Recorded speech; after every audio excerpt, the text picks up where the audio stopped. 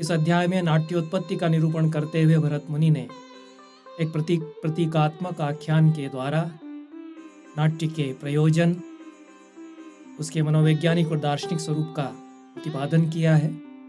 नाट्य का जो सामाजिक स्वरूप है, उसके जो सामाजिक सरोकार हैं, उन पर भी इस अध्याय में विचार किया गया और उसकी प्रयोजनीयता का विस्तार से प्रतिपादन पहले अध्याय में भरत मुनि ने किया है। हम इससे यह सीखते हैं कि सारी कलाएं लोकहित के लिए होती हैं। लोक कल्याण नाट्य का भी लक्ष्य है और जो भारतीय परंपरा है उसमें यह दर्शन सदैव बना रहा कि प्रत्येक कला पुरुषार्थ में प्रवृत्त कराती है। नाट्य पुरुषार्थ की ओर किस प्रकार से प्रवृत्त करता है, जीवन मूल्यों की दिशा किस प्रकार मनुष्य के जीवन में वह प्रशस्त करता है, इस पर भरत मुनि ने प्रकाश डाला। नाट्य का इतना लोकोपकारी स्वरूप होते हुए भी और उसके प्रयोजकों में किसी के प्रति कोई दुर्भावना न होते हुए भी, सबके लिए सद्भावना, सबके लिए मंगल कामना होते हुए भी, कभी कभी ऐसा होता है कि समाज का कोई वर्ग नाट्य प्रस्तुति से असंतुष्ट हो जाता है अपने पूर्वाग्रहों के कारण। भरत मुनि का विचार यह है कि जो असंतुष्ट हैं उनको विश्वास में लेने की नीति अपनानी चाहिए। प्रतिहिंसा या प्रतिप्रहार करने की कोई संस्तुति भरत मुनि अपनी ओर से नहीं करते। असुर असंतुष्ट हुए, उन्होंने असंतोष प्रकट किया, बल्कि वे भड़क गए और उन्होंने रंगमंच पर प्रहार किया। भरत मुनि ने जो प्रथम प्रयोग कराया समुद्र मंथन समौकार का, उनको समझाने का प्रयास किया गया। उसमें बहुत सुंदर ढंग से नाट्य इस प्रकार से सबके लिए बिना किसी पूर्वाग्रह के आनंद का साधन होता है, नीति का, सदुपदेश का, लोकोपकार का और पुरुषार्थ प्रवृत्ति का साधन होता है, इसका प्रतिपादन किया गया। फिर भी कुछ लोग यदि असंतुष्ट बने रहते हैं और उनसे आशंका होती है कि वे कभी हिंसक हो सकते हैं, पुनः प्रहार कर सकते हैं, तो उसके लिए यह विचार आया कि एक नाट्य मंडप, थिएटर हाउस जिसको कहते हैं, प्ले हाउस, थिएटर, आजकल तो थिएटर शब्द सिनेमा के अर्थ में आने लगा है, लेकिन मूलतः जो भवन है जहाँ नाट्य प्रस्तुति हो उसको अंग्रेजी में थिएटर कहते हैं। संस्कृत में भरत मुनि ने नाट्यशास्त्र में उसको नाट्य मंडप या रंग मंडप कहा है। नाट्यशाला या रंगशाला भी हिंदी में उसको कहा जाता है। यह विचार पहले अध्याय में ही किस प्रकार से आया, नाट्योत्पत्ति के आख्यान का विस्तार करते हुए भरत मुनि ने विशद रूप से वहाँ बतलाया और किस प्रकार से उस नाट्य मंडप के बन जाने पर उसमें देवताओं की प्रतिष्ठा की गई। इस पूरे प्रसंग में हम यह भी देखते हैं कि दो प्रकार के रंगमंच भारतीय परंपरा में, प्राचीन भारतीय नाट्य की परंपरा में हो जाते हैं। एक तो खुला रंगमंच है जो आकाश के नीचे बिना किसी भवन के खुले में नाटक किया जा रहा है। भरत मुनि ने समुद्र मंथन समौकार, एक दूसरे नाटक का उल्लेख चौथे अध्याय में आएगा, त्रिपुरदाह डिम, ये दोनों अपने रूपक उन्होंने खुले में करवाए। पर जब यह आशंका हुई कि हमला कर सकते हैं कुछ लोग रंगकर्मियों पर, नाट्य करने वालों पर, तो रंगशाला बनाई गई। अब यह प्रश्न आता है कि रंगशाला अब बनाएं तो कैसे बनाना चाहिए, उसका पूरा विधि विधान दूसरे अध्याय में बताया गया है। इस तरह से दो प्रस्थान हो जाते हैं। खुली रंगशाला है, एक ओपन एयर थिएटर जिसको अंग्रेजी में कहते हैं, खुले में किए जाने वाले प्रयोगों की परंपरा है। दिगंबर रंगमंच, उसको हमारे एक आधुनिक आचार्य पंडित रेवा प्रसाद द्विवेदी ने कहा है कि दिशाएं ही अंबर हैं और आकाश के नीचे वह किया जा रहा है।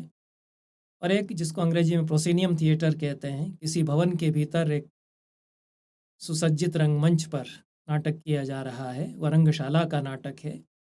रंगशाला के भी कई प्रकार हो जाते हैं। उसमें किस प्रकार से रंगशाला, जिसको भरत मुनि ने नाट्य मंडप कहा है, रंग मंडप कहा है, उसको बनाना चाहिए, इसका विचार दूसरे अध्याय में है। जैसा पहली कड़ी के व्याख्यान में हमने कहा कि पूरा का पूरा नाट्यशास्त्र एक संवाद के रूप में निर्मित किया गया। कुछ मुनि आए, आत्रेय आदि मुनि आए, उन्होंने प्रश्न किए, भरत मुनि ने उत्तर दिए। नाट्य के संबंध में 5 प्रश्न उन्होंने किए, उनका उत्तर देने के क्रम में नाट्यशास्त्र बनता गया। यह प्रोक्त ग्रंथ है। तो पहले अध्याय में जब नाट्योत्पत्ति का विधान बताया गया, उसमें रंग मंडप बनाया गया। आद्य जो प्रयोग भरत मुनि ने किए, जो प्रारंभिक प्रयोग उन्होंने किए, उनसे समस्या आई। उस समस्या के निपटारे के लिए रंग मंडप या नाट्य मंडप बनवाया गया विश्वकर्मा से। इसकी चर्चा भरत मुनि ने की। तब मुनि लोग पुनः प्रश्न करते हैं कि आपने रंग मंडप की चर्चा की है, रंग मंडप में देवताओं की प्रतिष्ठा हुई, यह चर्चा की है। तब हमें ये बताइए कि कैसे बनवाया गया वो रंग मंडप या नाट्य मंडप, और अब कोई बनवाए तो कैसे बनाना चाहिए, ये प्रश्न आता है। तो दूसरे अध्याय का भी आरंभ मुनियों के पुनः प्रश्न से होता है। इस तरह से प्रश्नोत्तर में पूरा यह नाट्यशास्त्र 36 अध्यायों तक बनता है। सारे के सारे विषय रंगमंच के, कला के, नाट्य से जुड़े हुए सारे ही प्रकरणों के इसमें समाहित इस तरह से होते जाते हैं। दूसरे अध्याय की पहली से 8वीं कारिका तक भरत मुनि बतलाते हैं कि किस प्रकार से मुनियों ने उनसे पुनः प्रश्न किए। नाट्यशास्त्र में हम देखते हैं कि कहीं तो भरत मुनि उत्तम पुरुष का प्रयोग करके और बतलाते हैं कि क्या हुआ, मेरे साथ ऐसा हुआ, मैंने ये प्रयोग किए, मुझे ब्रह्मा ने बुलाया और आदेश दिया। कहीं पर वो तृतीय पुरुष का, अन्य पुरुष का प्रयोग करते हैं अपने ही लिए। इस पर शंका की जाती रही है कि ये तो भरत मुनि का लिखा हुआ नहीं है।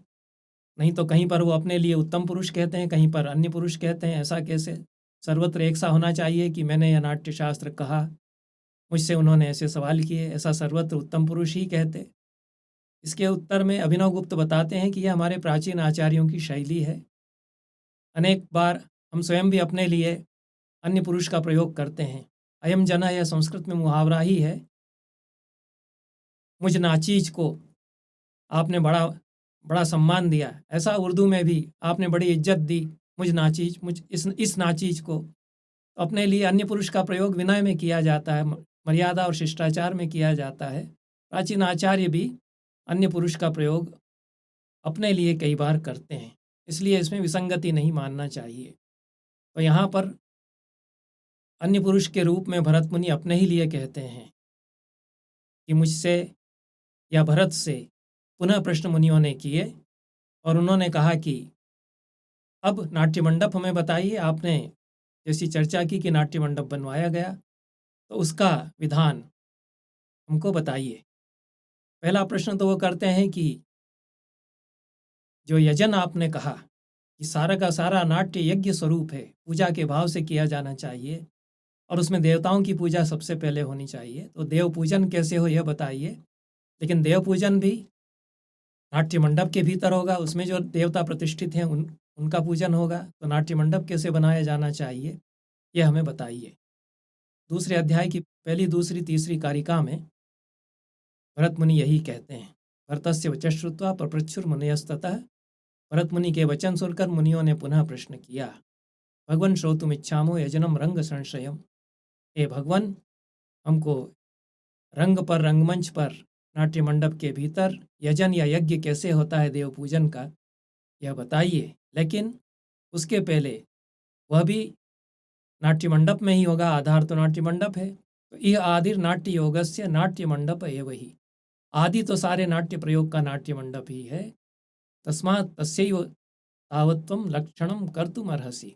इसलिए नाट्य मंडप का लक्षण, इसका विधि विधान आप हमको बताइए। इसके आगे भरत मुनि कहते हैं कि मैं आप लोगों को सब बताऊंगा किस तरह से नाट्य मंडप पहले बनाए गए और अब बनाए जा सकते हैं।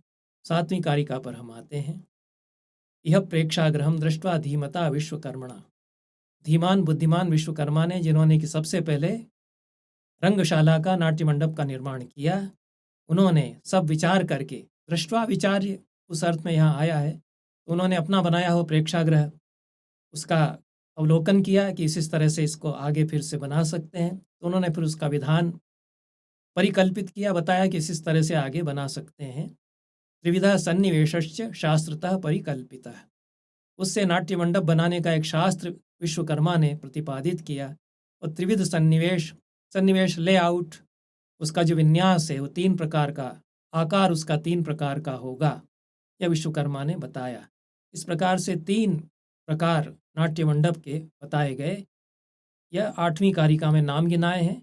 विकृष्टश्च चतुरश्रश्च त्यस्रश्चैवतु मंडपः। विकृष्ट जिसको आयताकार कहते हैं, और चतुरस्र जिसको कि चौकोर वर्गाकार कहते हैं। तो यह रेक्टेंगुलर और स्क्वायर अंग्रेजी में कहते हैं। विकृष्ट रेक्टेंगुलर हो गया, आयताकार, और चतुरस्र स्क्वायर या वर्गाकार, और त्यस्र त्रिकोणाकार ट्रेंगुलर। तो इस तरह से रेक्टेंगुलर, स्क्वायर और ट्रेंगुलर, ये 3 प्रकार के आकार सन्निवेश नाट्य मंडप के हो जाते हैं। ये तो आकार की दृष्टि से हुए। और 8वीं कारिका के ही उत्तरार्ध में कहा कि तेषाम तीनि प्रमाणानि, नाप की दृष्टि से, साइज की दृष्टि से 3 प्रकार इनके हो जाएंगे। ज्येष्ठम, मध्यम तथा अवरम। ज्येष्ठ, मध्य और अवर। ज्येष्ठ सबसे बड़ा, मध्यम मीडियम साइज का, बीच के आकार का, और अवर सबसे छोटा। इस तरह से सबसे बड़ा, मध्यम और छोटा, ये 3 उनके आकार नाप की दृष्टि से हो जाएंगे। और विकृष्ट, चतुरस्र और त्यस्र ये सन्निवेश की दृष्टि से 3 प्रकार उनके हो जाएंगे। ये 1 से 8वीं कारिका तक हमने सारांश बताया। अब ज्येष्ठ, मध्य और अवर की आवश्यकता क्या, और उसी तरह से विकृष्ट, चतुरस्र और त्यस्र ये 3 प्रकार के शेप्स जो आकार हैं उनकी आवश्यकता क्या, इस पर भी विचार हमारे यहाँ किया गया। इसमें बड़ा वास्तुशास्त्र भी है। यह पूरा का पूरा जो 2य अध्याय है, नाट्य मंडप विधान इसका शीर्षक है, यह वास्तुशास्त्र की दृष्टि से, भारतीय वास्तुशास्त्र की दृष्टि से बहुत ही महत्वपूर्ण है। क्योंकि वास्तुशास्त्र के जो ग्रंथ हैं वो प्रायः बाद के लिखे हुए मिलते हैं। इतना प्राचीन जो है, ईसा पूर्व की शताब्दियों में प्राचीन भारतीय वास्तुकला का इतना विस्तृत विशद वर्णन करने वाला ग्रंथ कदाचित अन्य हमारे पास नहीं है। तो यह वास्तुशास्त्र के अध्येताओं के लिए भी बड़ा ही महत्वपूर्ण यह अध्याय है। अब अभिनवगुप्त बताते हैं कि नाटक जिस प्रकार का है उसकी दृष्टि से उपयोग होगा कि हम चतुरस्र का उपयोग करें, विकृष्ट का उपयोग करें या त्रस्य का उपयोग करें। और उसी तरह से नाटक बड़े रंगमंच पर करना है, ज्येष्ठ नाट्य मंडप में करना है, या मध्यम में करना है, या अवर में करना है, यह भी नाटक की जो आवश्यकता है उसमें बहुत अधिक पात्र हैं, बड़ा नाटक है। तो उस दृष्टि से इसका निर्णय सूत्रधार, नाटक के जो प्रयोक्ता हैं वो लोग करेंगे, उनके विवेक पर है, उनको जैसी सुविधा होगी। उन्होंने इतने विकल्प दे दिए, कुल 9 प्रकार के रंगमंच हो जाते हैं, 3 प्रकार के आकार की दृष्टि से और 3 प्रकार के नाप की दृष्टि से। इस प्रकार से कुल 9 प्रकार हो जाते हैं। यह गणित की दृष्टि से 9 प्रकार आप समझ सकते हैं। नाटक जिसको रूपक कहा गया है हमारे यहाँ, वो 10 रूपक उसके प्रकार होते हैं। नाटक, प्रकरण, भांड, व्यायोग, समोकार, डिम, यामृग, अंक और वीथी, ये 10 रूपक भरत मुनि बतलाते हैं नाट्यशास्त्र में। ये 18वें अध्याय में बताए जाएंगे, उस पर आगे चर्चा करेंगे। और भरत मुनि ने यह भी बताया कि ये जो 10 रूपक हैं, इनकी 2 कोटियाँ, 2 वर्ग इनके बन जाते हैं। एक तो आविद्ध और दूसरा सुकुमार। आविद्ध कहते हैं कि जिसमें गतिशीलता, ऊर्जा ज़्यादा है, वेग जिसमें अधिक है, फोर्सफुल और विगरस मूवमेंट उसमें होते हैं, तेजी से उसमें पात्र आते जाते हैं, पात्रों की संख्या भी अधिक है, मारधाड़ इसके दृश्य हैं, युद्ध के दृश्य हैं। तो जो आविद्ध श्रेणी के रूपक हैं, डिम है, समौकार है, व्यायोग है, ईहामृग है, ये 4 आविद्ध श्रेणी के रूपक हैं। इनमें युद्ध के दृश्य होते हैं, देवासुर संग्राम होता है, पात्रों की संख्या बहुत होती है। इनके लिए बड़ा रंगमंडप चाहिए। और जो सुकुमार श्रेणी के हैं, नाटक, प्रकरण, प्रहसन, वीथी हो सकती है, और इस तरह के जो अन्य रूपक हैं, उनके लिए मध्यम श्रेणी का रूपक पर्याप्त हो सकता है। कुछ और भी रूपक हैं, भाण, एक अंक वाले जो रूपक हैं, भाण हैं, प्रहसन भी उसमें आता है, विथि भी उसमें आ जाती है। इनके लिए कभी कभी त्यक्ष रंगमंच भी पर्याप्त हो सकता है। चाहें तो विकृष्ट, चाहें तो मध्यम रंगमंच पर करें, और भी कम यदि स्पेस में हो सकता है। सुविधा के लिए अगर ट्रेंगुलर थिएटर हाउस बनवा लिया गया है छोटी जमीन पर, छोटे भूखंड पर, तो उसमें भी हो सकता है। इस तरह से सुविधा की दृष्टि से 9 प्रकार के जो रंगमंच बनते हैं उनका उपयोग सूत्रधार कर सकते हैं। अब नाप कैसे होगी? उन्होंने एक कहा कि विकृष्ट, चतुरस्र और त्यस्र, ये 3 प्रकार के तो आकार या सन्निवेश हैं, और नाप या प्रमाण उनके उसकी दृष्टि से ज्येष्ठ, मध्य और अवर, ये 3 प्रकार फिर होते हैं। तो नापेंगे काहे से, इसको फिर बताया है विस्तार से, और किन किन के लिए ये 3 प्रकार के जो बनेंगे नाप की दृष्टि से उनका उपयोग होगा, इसको बताते हैं 9वीं कारिका से 11वीं कारिका तक। तो प्रमाणमेषां निर्दिष्टम हस्तदंड समाश्रयम। नाप कैसे होगी कि हस्त और दंड, ये 2 मेजरमेंट्स की यूनिट हैं, ये नापने के लिए 2 इकाइयां हैं। ये प्राचीन भारतीय वास्तुकला में 2 तरह से नाप किया जाता था। जैसे आजकल हमारे यहाँ पैमाना होता है, तो 12 इंच का 1 फीट हम रेखागणित आदि में उपयोग करते हैं, और जो दुकान पर कपड़ा बेचने वाले हैं वो गज का उपयोग करते हैं।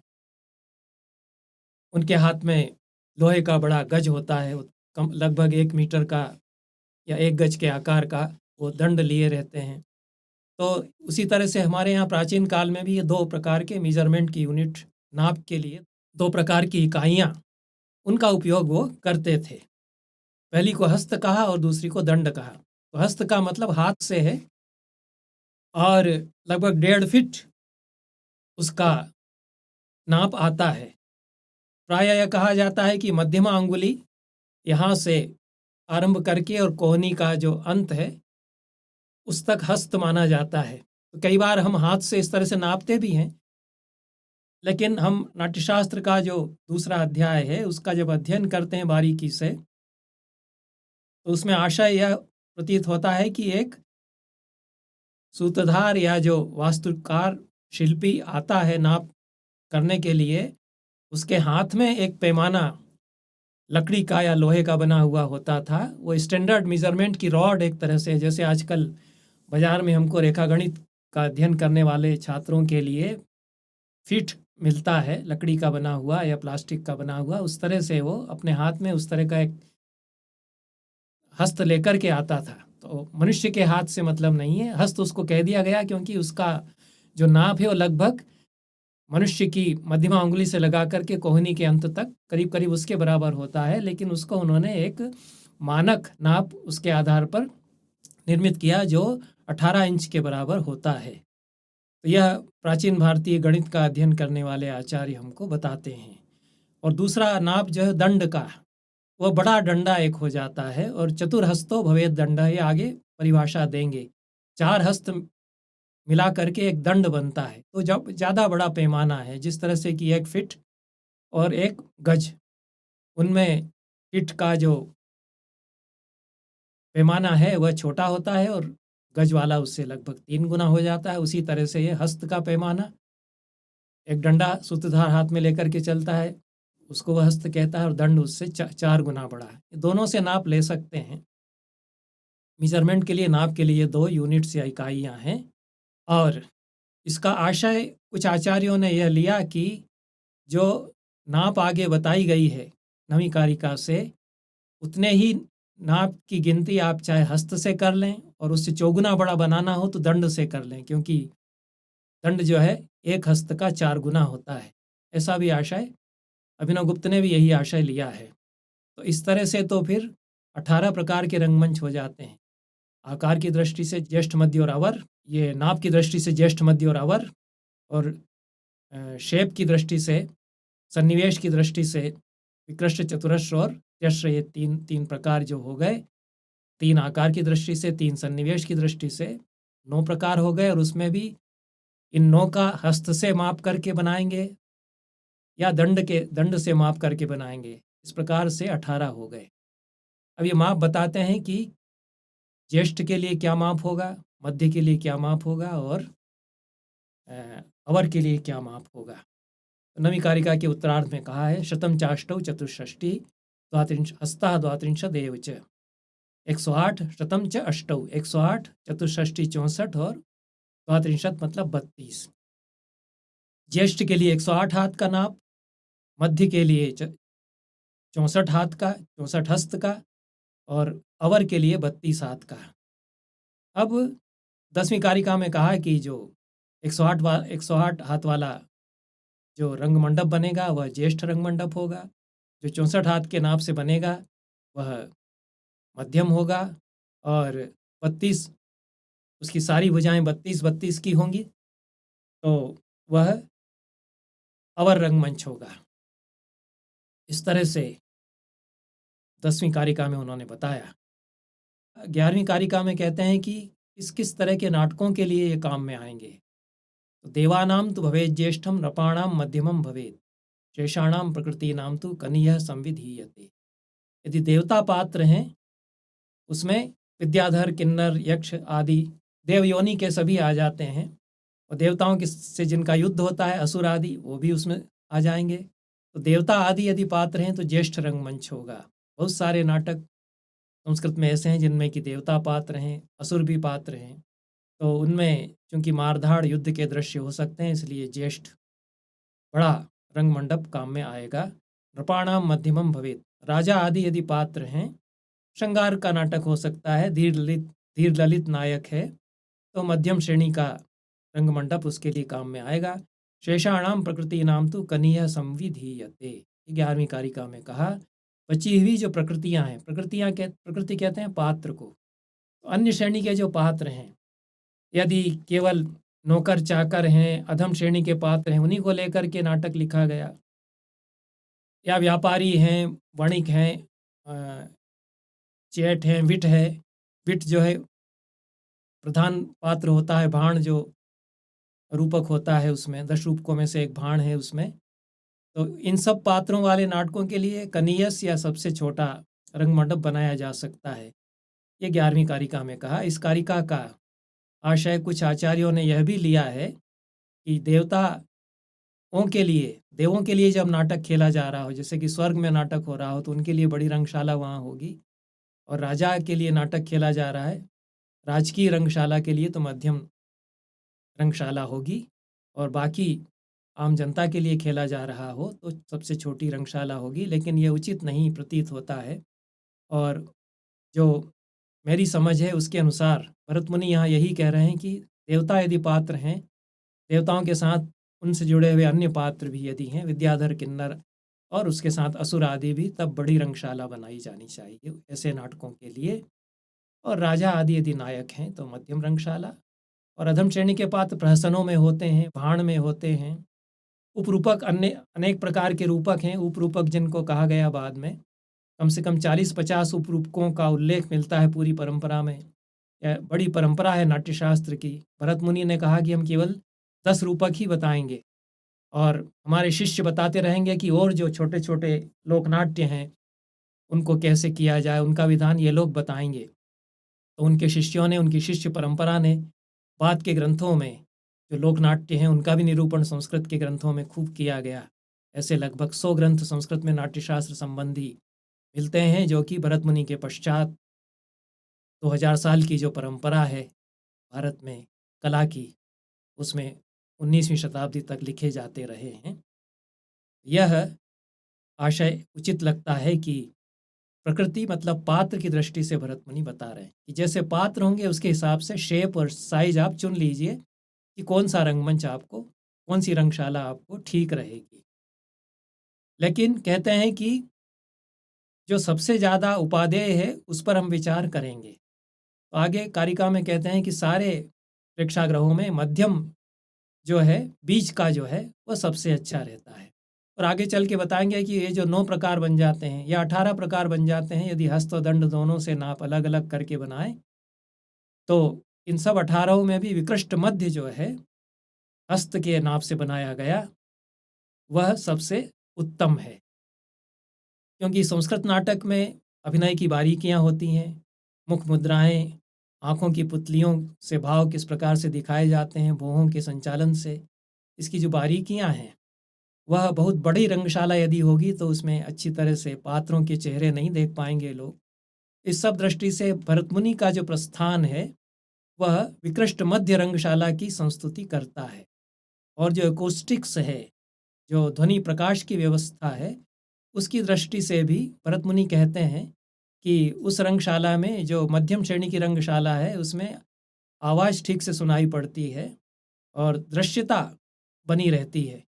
तत्र पाठ्यम च गेयम च सुखश्राव्य तरम भवेत। वहाँ ज़्यादा अच्छी तरह से सुश्राव्य होता है।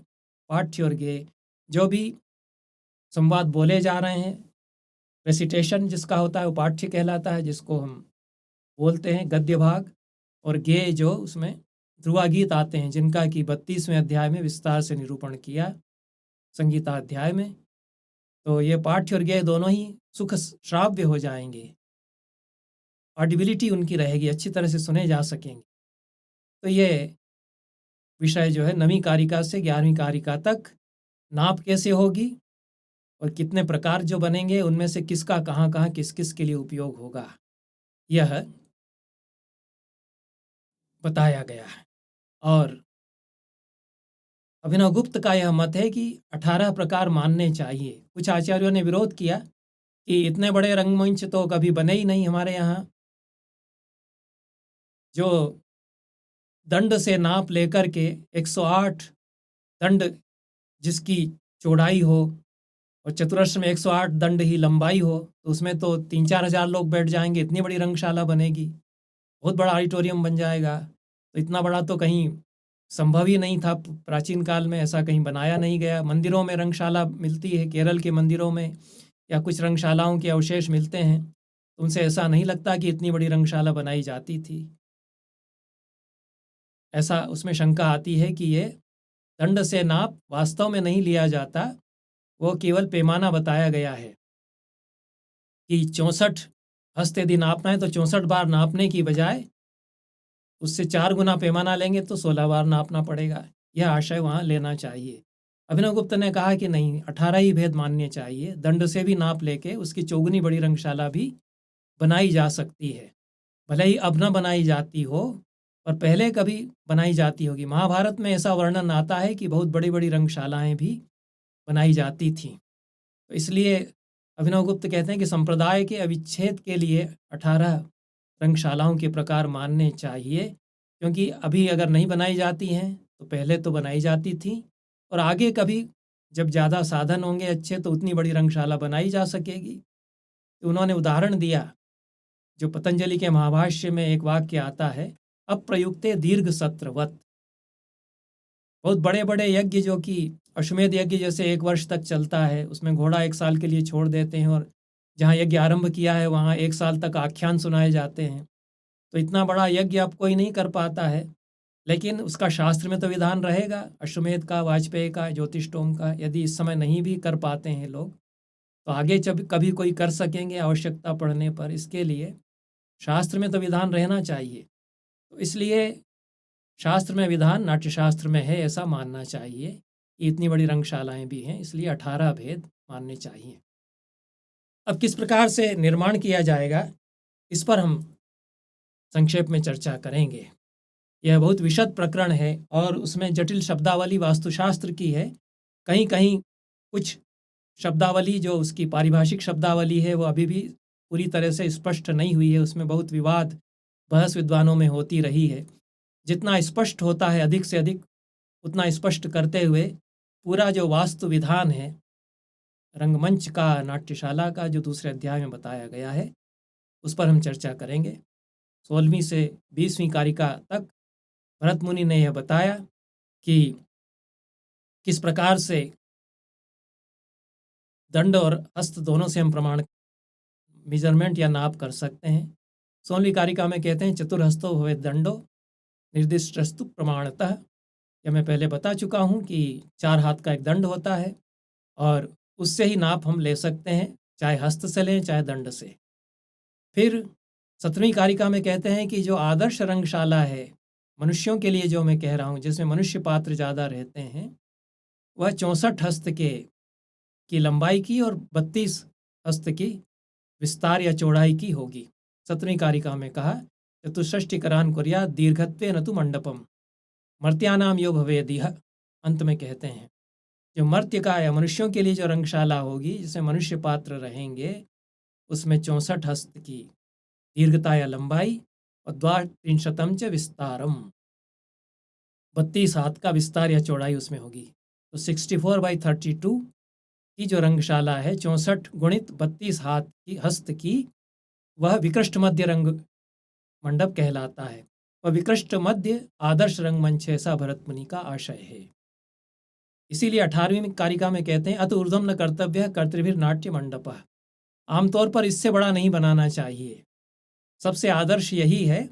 बहुत किसी को महत्वाकांक्षा हो कि हजारों लोगों के लिए एक साथ में दिखा दूं तो कोशिश करे, लेकिन चूंकि प्राचीन काल में बिजली नहीं थी, विद्युत का इस प्रकार से उपयोग नहीं होता था और रंग दीपन किया जाता था, दीपक दीपिकाएं जलाई जाती थी, मशाल उसका भी उल्लेख आता है, लेकिन प्रकाश की व्यवस्था उस प्रकार की संभव नहीं है कि हम बहुत तेज प्रकाश कर दें, इसलिए और ध्वनि की व्यवस्था भी उस प्रकार से नहीं हो सकती। इसलिए आदर्श रंगशाला, और अभी भी वह उचित है कि बहुत बड़ी रंगशाला बनाएंगे तो व्यवस्था में कठिनाई होगी।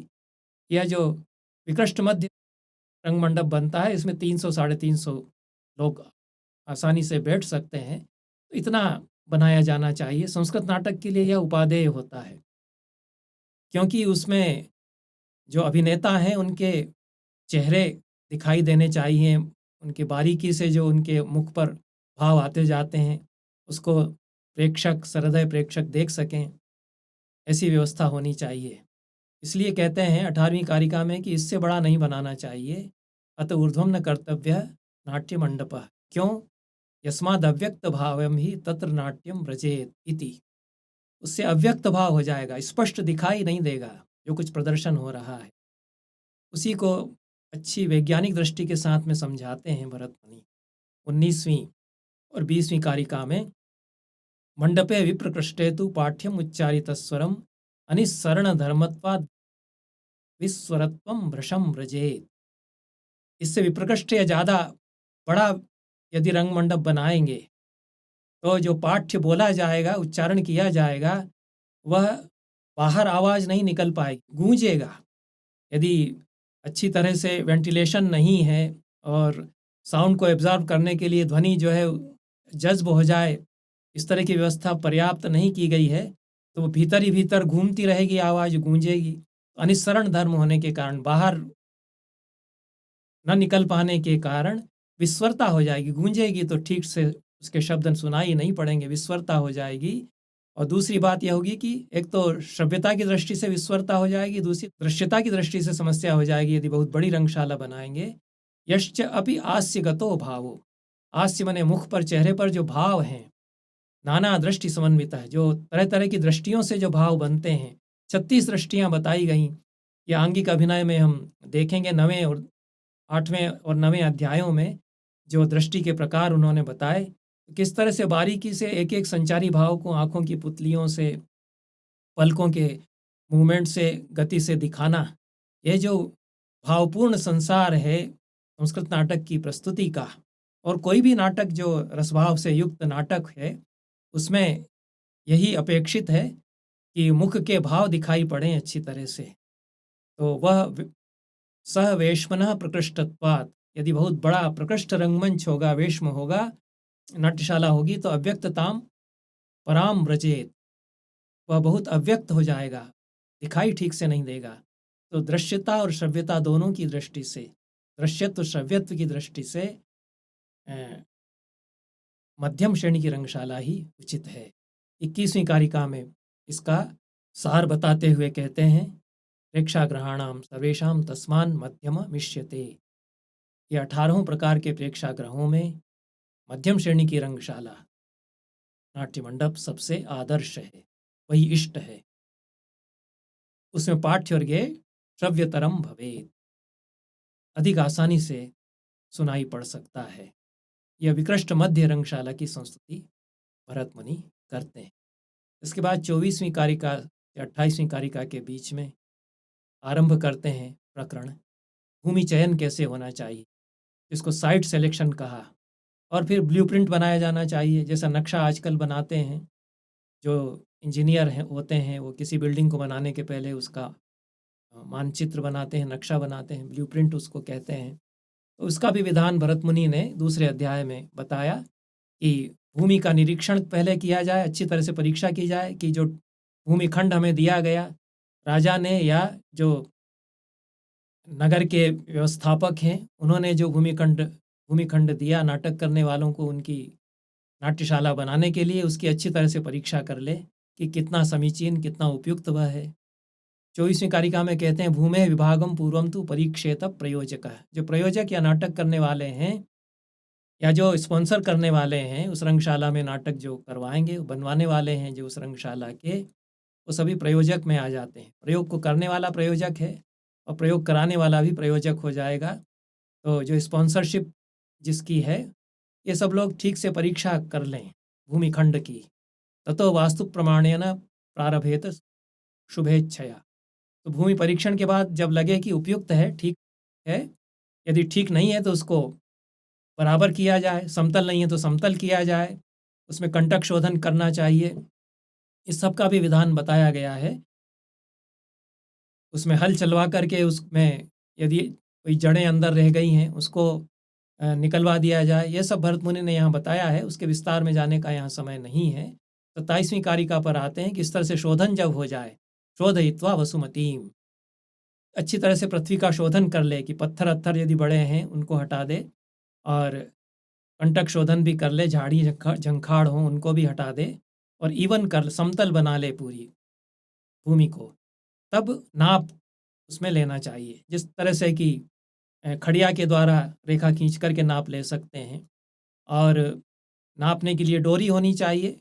उस डोरी से नाप ले करके फिर निशान लगाए कि यहाँ यहाँ इस तरह से उसमें विभिन्न खंड इसके बनेंगे। पुष्य नक्षत्र योगेन शुक्लम सूत्रम प्रसारयेत। पुष्य नक्षत्र जब हो, जो कि अच्छा नक्षत्र शुभ माना जाता है वास्तु के कार्य आरंभ करने के लिए, तो सफ़ेद डोरी से फिर नाप आरंभ करे। तो नाप के लिए जो डोरी है वो किस तरह से बनानी चाहिए उसका भी विधान बताया है। कार्पासम बालवजम वापी मौंजम वालकलमेव च। कपास से बना सकते हैं, सूत से बना सकते हैं, और बालवज बल्ब कहते हैं ऊन को, ऊन से बना सकते हैं, और मुंज हम लोग जानते ही हैं, मुंज की डोरी हो सकती है, वलकल जो पेड़ की खाल है उससे बना सकते हैं। ये 4 प्रकार की डोरी जो है वो बताई गई, और जिससे भी बनाए लेकिन मजबूत होनी चाहिए। 28वीं कारिका में कहते हैं कि सूत्रम बुधैस्तु कर्तव्यम यस्य छेदो न विद्यते। नापते समय टूटना नहीं चाहिए। एक तो यह अशुभ माना गया, आगे चल के कहा गया है कि यदि नापते समय डोरी टूट जाएगी तो अमंगल होगा। एक तो अड़चन आ जाती है तो मन खराब हो जाता है, नापते समय डोरी ही यदि टूट गई, और परंपरा में ऐसा माना गया कि वह शुभ नहीं है। अभिनव गुप्त कहते हैं कि 4 प्रकार की जो बताई है, कपास से बना ले, सूत से बना ले, ऊन से बना ले, या मौंजी बना ले, और वलकल से बना ले, उसका आशय यह है कि चमड़े से नहीं बनाना चाहिए। चमड़े को भी उतना पतला करके, उससे भी रबर की हो सकती है, चमड़े की हो सकती है डोरी। यहाँ पर भरत मुनि का जो शास्त्र है उसमें चमड़ा उसमें उपादेय नहीं माना गया, उसके लिए अच्छा नहीं माना गया, शुभ नहीं है। तो इनसे ही बनाया जाना चाहिए, अच्छे माने जाते हैं, मांगलिक माने जाते हैं।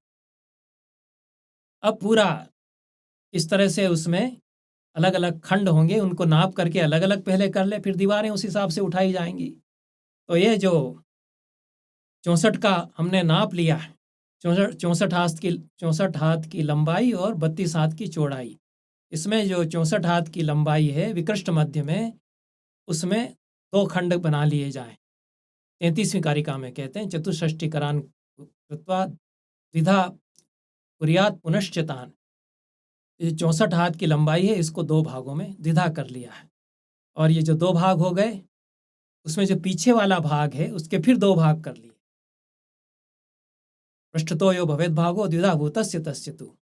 पिछला वाला हिस्सा आया वह रंगकर्मियों के लिए होगा, आधा हिस्सा, और आधा हिस्सा प्रेक्षकों के लिए होगा, प्रेक्षागार निवेश उसमें होगा, सिटिंग अरेंजमेंट उसमें नाटक देखने वालों के लिए होगा। इस तरह से बराबर बराबर हिस्से दोनों के लिए दिए गए। भरत मुनि का जो प्रस्थान है उसमें नाटक देखने वाले और नाटक करने वाले दोनों के लिए बराबर बराबर जमीन दी गई है। दोनों का बराबर हिस्सा होता है नाटक की प्रस्तुति में, क्योंकि प्रेक्षक दर्शक शब्द का प्रयोग भरत मुनि ने नहीं किया। वो केवल देखता नहीं है, वह उसमें सहभागी है, वह भी उसमें योग अपना देता है। नाटक का जो संसार है उसको बनाने में, उसका जो भाव जगत है वह निर्मित होता है, तो वह भी नाटक को खड़ा करता है अपने रिस्पॉन्स के द्वारा, अपनी प्रतिक्रिया के द्वारा। वह सहृदय उसमें शामिल हो जाता है, प्रेक्षक की या सहृदय प्रेक्षक की सहभागिता होती है, इसीलिए उसको सामाजिक कहा। उस पूरे समाज में वो सम्मिलित है, इसलिए दोनों का बराबर हिस्सा दिया गया। 50-50 दोनों के लिए अंग उसमें आधा आधा नाट्यशाला का दिया गया। जो पीछे वाला भाग है वह रंग कर्मियों के लिए, नाटक करने वालों के लिए है। उस पीछे भाग में 2 हिस्से फिर से किए। उसमें एक हिस्सा रंग शीर्ष कहलाएगा, उसके पीछे का हिस्सा नेपथ्य गृह कहलाएगा। इस तरह से 2 बराबर भाग हो गए। नेपथ्य गृह जिसको ग्रीन रूम कहते हैं, इसमें साज सज्जा के लिए जो कलाकार हैं वो अपना नाटक दिखाने के पहले तैयार होंगे, वह नेपथ्य गृह होगा। और उसके आगे का जो हिस्सा है वह रंगशीर्ष, रंगपीठ उसको कहा, रंगपीठ या रंगशीर्ष कहलाएगा। इस तरह से यह विभाजन होगा। आगे का जो हिस्सा है जिसमें कि नाटक खेला जाएगा, उसमें किस प्रकार से अलग अलग खंड बनाए जाएंगे, ये 40वीं कारिका से 64वीं कारिका के बीच में बताया गया है।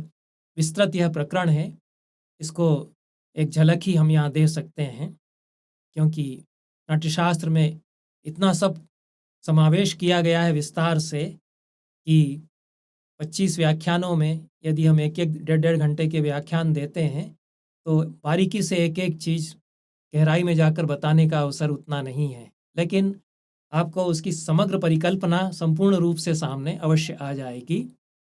फिर कहते हैं कि इस तरह से सारे विभाजन कर ले और देवताओं की प्रतिष्ठा जहाँ जहाँ की गई है उनके लिए फिर बलि पूजन के लिए सामग्री अर्पित की जाए।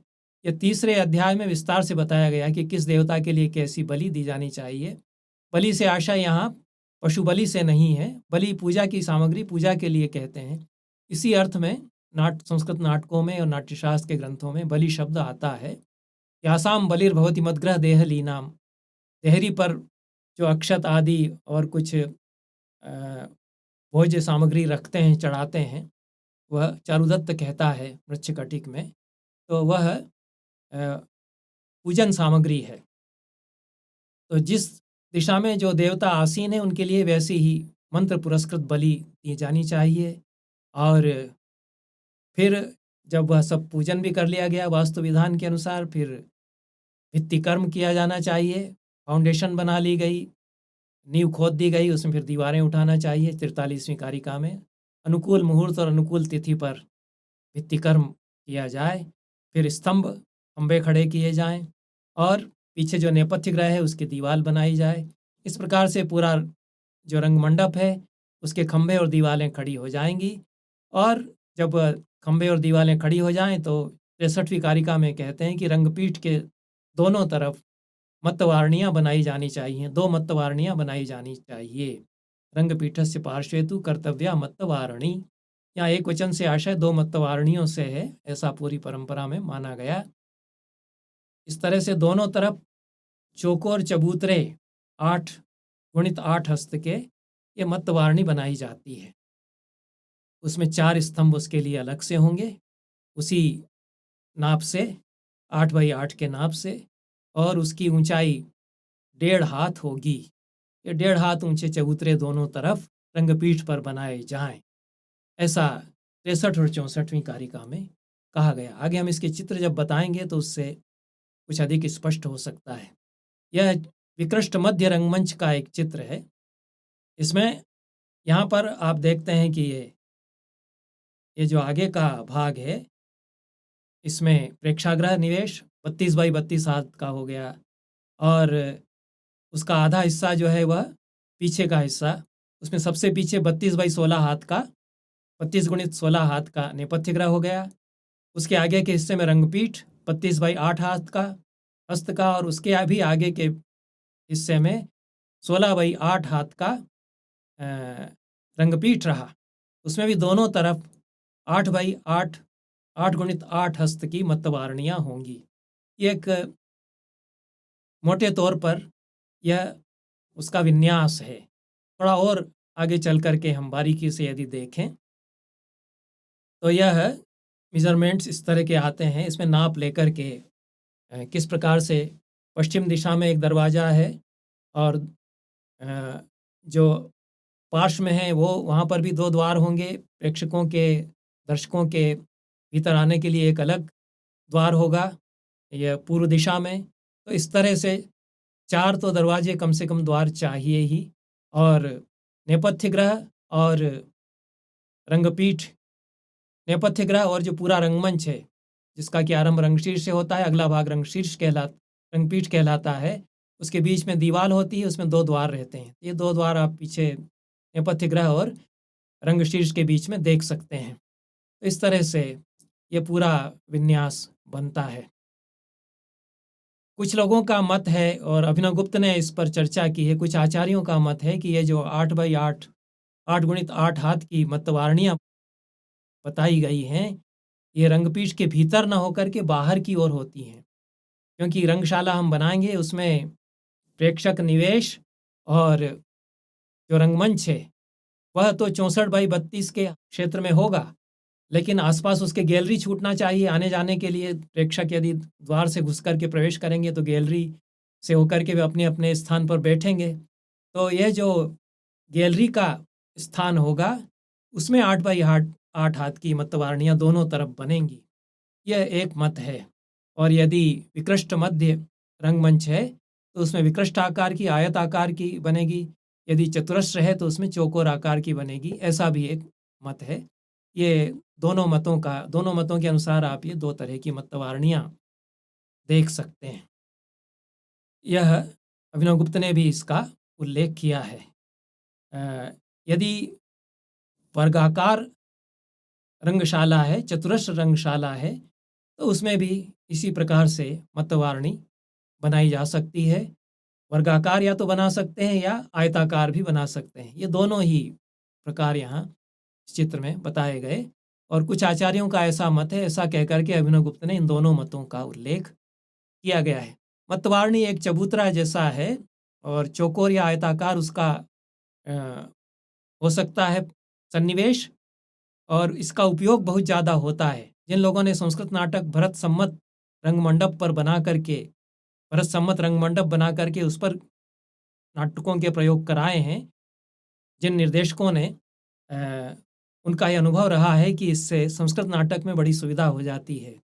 जो ग्रुप्स बनते हैं पात्रों के, उनमें कई पात्रों को यहाँ पर प्रतीक्षा करना है, या बीच में कुछ पात्र हैं, आसपास खड़े अलग अलग पात्र हैं, इन्होंने उनको देख लिया है, उन्होंने इनको नहीं देखा है। इन सब दृश्यों को दिखाने के लिए जो साइड्स में 2 अलग अलग चबूतरे जैसे खड़े कर दिए गए हैं, इनका उपयोग खूब होता था। तो यह मतवारणियों के बारे में चर्चा की गई। और बाहर से यदि देखेंगे तो कुछ इस तरह का बनेगा। रंगमंच का जो दृश्य है उसमें द्वार हैं बीच में, सामने रंगपीठ और रंगशीर्ष है, पीछे नेपथ्य ग्रह है।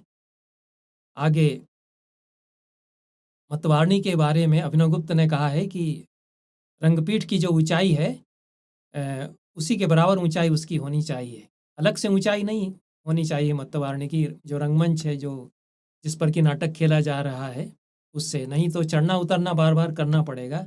उसी के लेवल पर साइड्स में दोनों पार्श्वों में अतिरिक्त भाग रखा जाता है अभिनेताओं की सुविधा के लिए।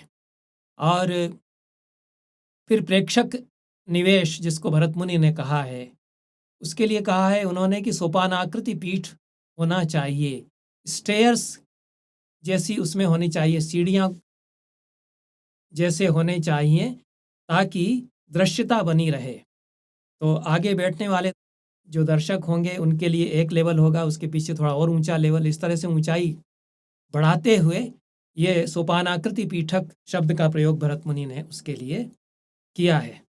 पीछे की तरफ आप बाईं तरफ यदि आप देखें तो सोपानाकृति पीठक ये प्रेक्षक निवेश है और उसके पीछे रंगमंच दाहिनी तरफ उसका विन्यास है। आधे-आधे भाग में लगभग ये दोनों रंगशाला के बनाए गए हैं। उसमें पूरी तरह से यह भरतमुनि सम्मत नहीं है ये जो बनाया गया। उसमें बहुत अधिक ऊंचा दिखा दिया गया है जो प्रेक्षकों का बैठने का स्थान है। जहाँ तक मेरी समझ है भरतमुनि यह कहते हैं कि जो रंगमंच की ऊंचाई है उसके लेवल पर फिर आ जाना चाहिए। जो अंतिम श्रेणी में बैठा हुआ आखिरी पंक्ति में बैठा हुआ जो दर्शक वो रंगमंच की ऊंचाई के बराबर पर आ जाना चाहिए क्योंकि रंगमंच 1.5 हाथ ऊंचा होना चाहिए। तो यह समान लेवल पर फिर आकर के देखते हैं पीछे बैठे हुए दर्शक भी, तो उनको भी दृश्यता बनी रहती है, यह आशय है। उसके बाद 68वीं से 76वीं कारिका के बीच में जो और भी बहुत वास्तुशास्त्र की दृष्टि से नाट्यशाला के निर्माण के लिए अलग अलग उपादान हैं उनका वर्णन इन्होंने किया है। और इसमें इन्होंने 68वीं कारिका में बताया कि रंग मंडप पर षट दारुक बनाना चाहिए। षट दारुक में वुडवर्क हुआ करता है, काष्ठ कर्म हुआ करता है, लकड़ी का काम हुआ करता है। तो ये रंगपीठ पर और रंग शीर्ष पर षट दारुक की रचनाएं होंगी। लकड़ी के यदि स्तंभ हैं या लकड़ी से ऊपर काम किया गया है, प्लैंक्स यदि लगाए गए हैं तो उनमें 6 प्रकार की रचनाएं बनाई जाएंगी, उसको षट दारुक कहा है। यह 68वीं कारिका में बताया।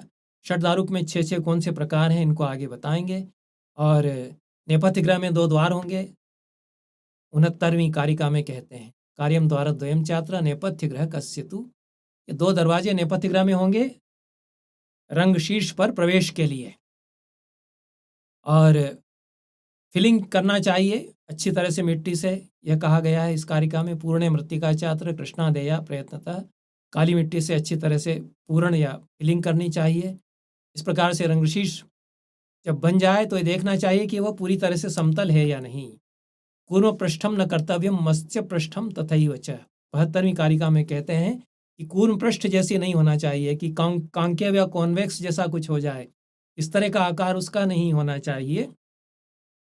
और मत्स्य पृष्ठ जो है कुछ धंसा हुआ हो हिस्सा, ऐसा मछली जब पूंछ अपनी उठाती है तो उसकी पीठ कुछ धंसी हुई सी लगती है, तो इस तरह का नहीं होना चाहिए। शुद्ध आदर्श तलाकारम रंग शीर्षम प्रशस्यते।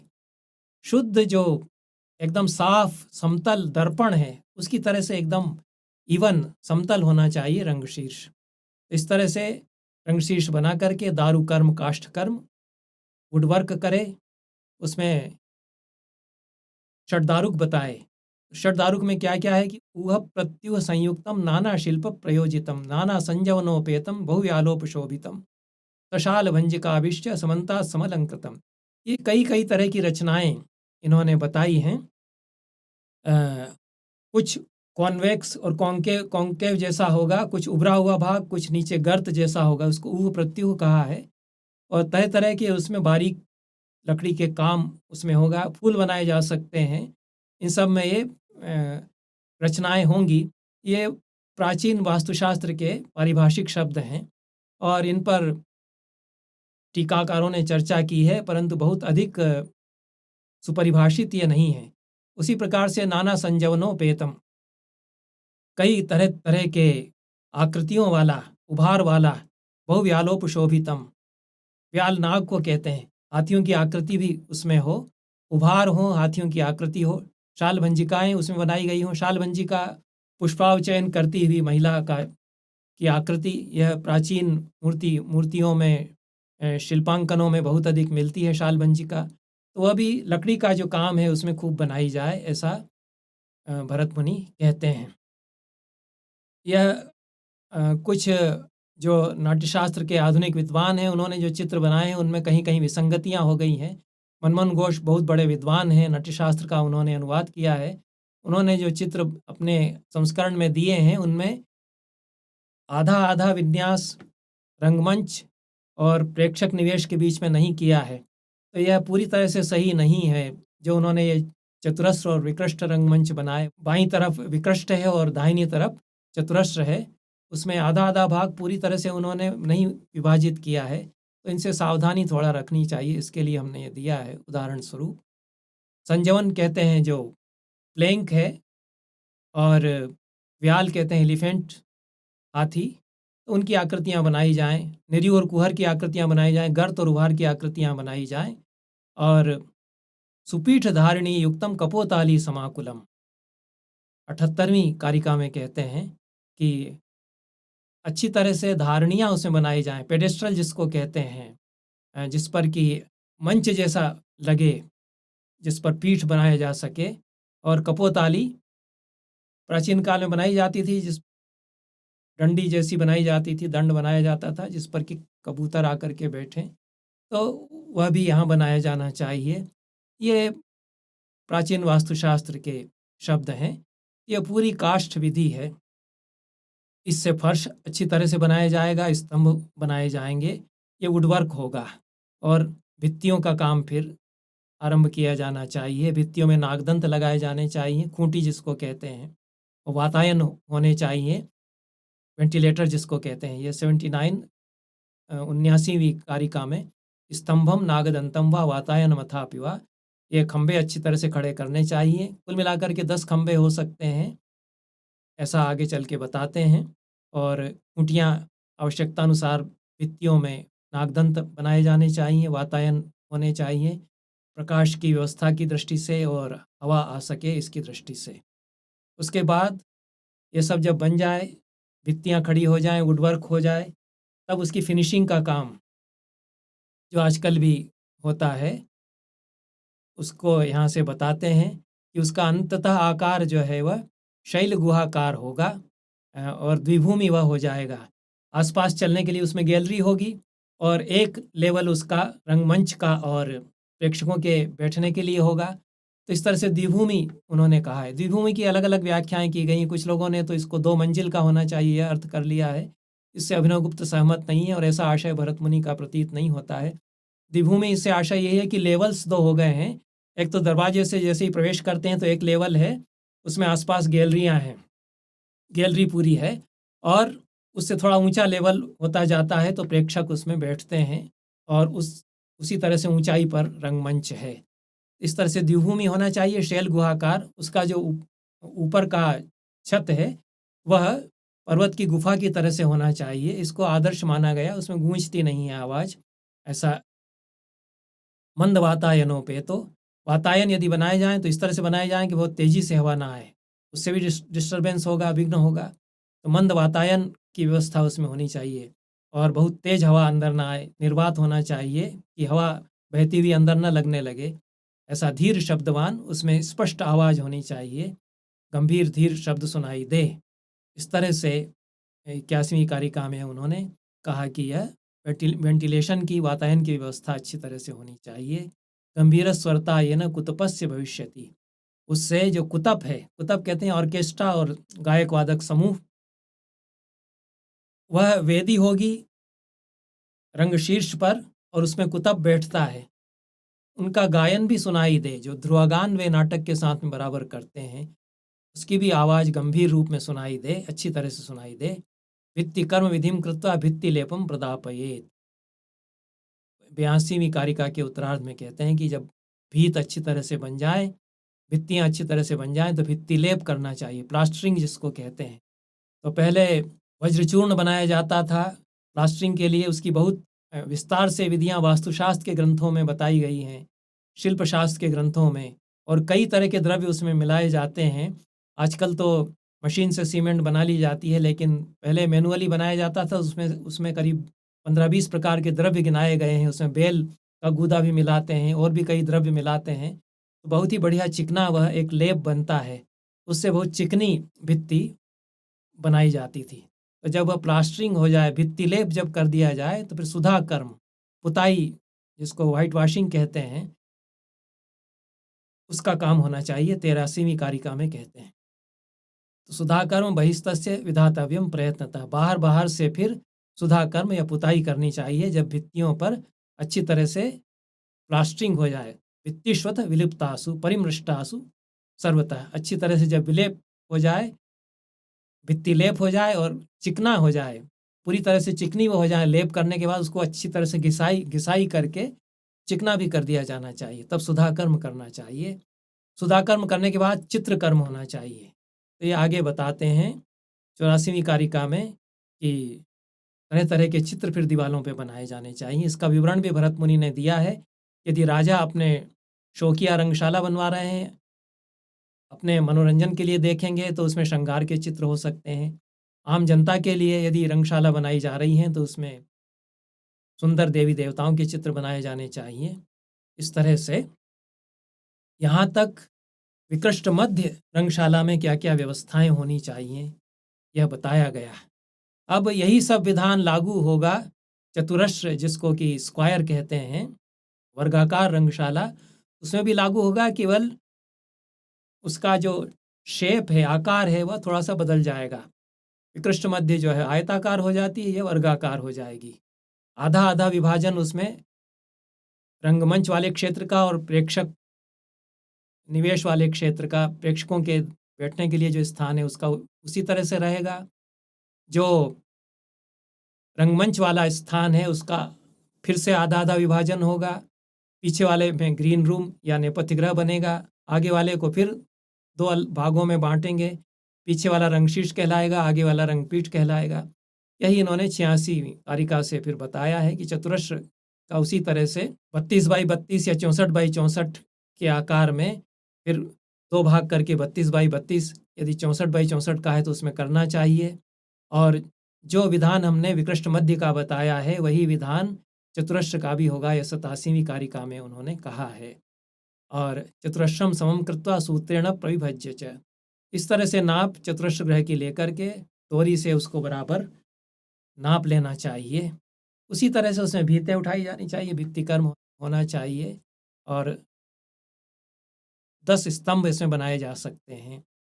भित्ति विधान 79वीं कारिका में बताया है उन्होंने, और फिर 10 स्तंभ उसमें उठाए जाने चाहिए, इसकी चर्चा उन्होंने की है।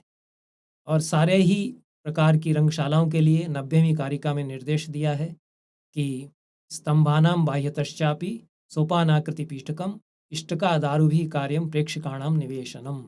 स्तंभों को छोड़ छोड़ करके और प्रेक्षकों का निवेश सोपानाकृति पीठक, इस तरह से स्टेयर्स होते हैं राइजिंग लेवल पर, ऊपर चढ़ते हुए सीढ़ियों का विन्यास जैसे होता है, वो सोपानाकृति पीठक प्रेक्षक निवेश, प्रेक्षकों के बैठने के लिए स्थान क्रमशः ऊपर उठता हुआ बनाया जाना चाहिए, ईंट और काष्ठ से, इष्टका और दारू से, ईंटों और काष्ठ से थोड़ा थोड़ा उसका लेवल ऊपर उठाते हुए इस प्रकार से उनके बैठने के लिए स्थान बनाया जाना चाहिए।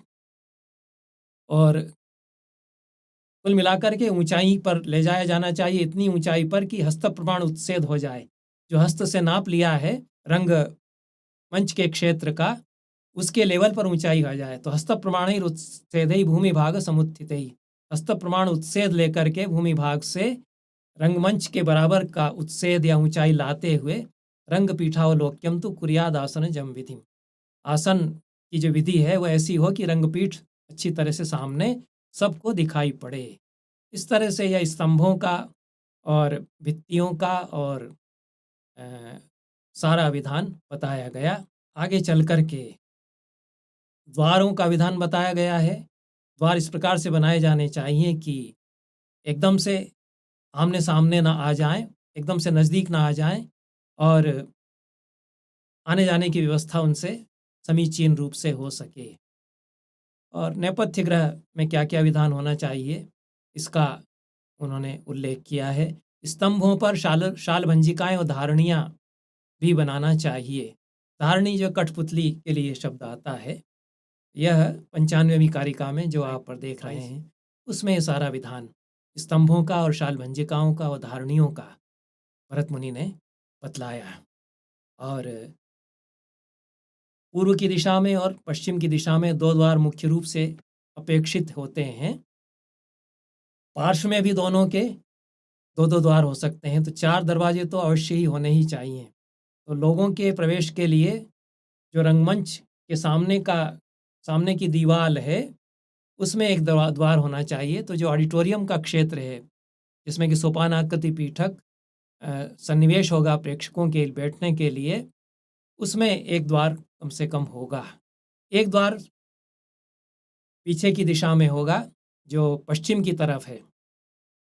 और दिशाओं का निर्धारण कैसे होगा, यह 12वें अध्याय में बताया है कि प्रेक्षकों की तरफ मुँह करके अभिनेता जब जिस दिशा में आगे बढ़ता है वह पूर्व दिशा है, और प्रेक्षकों की तरफ पीठ करके यदि वह निर्गमन करता है तो पश्चिम दिशा हो जाएगी। इस तरह से पश्चिम और पूर्व के द्वार ये समझने चाहिए।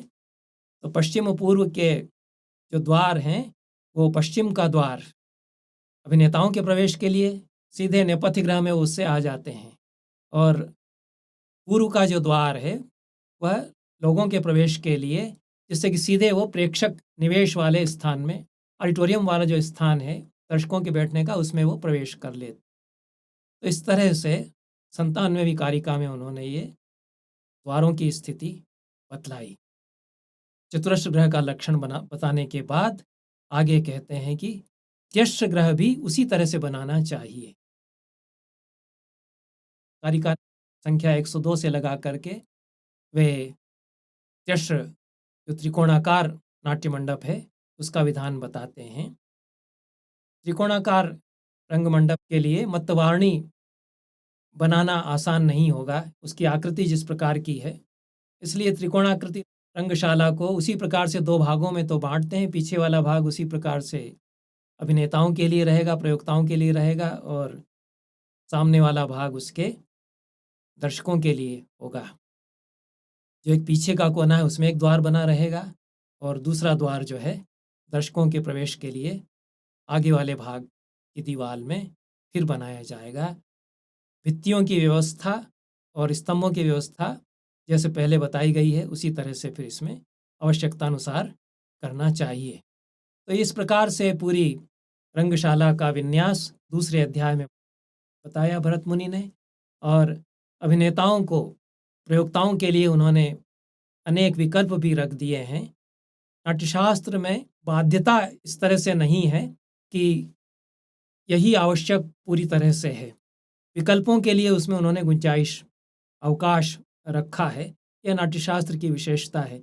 इसीलिए आकार की दृष्टि से 3 प्रकार बताए, प्रमाण या नाप की दृष्टि से 3 प्रकार बताए, तो 9 प्रकार तो वैसे ही हो जाते हैं।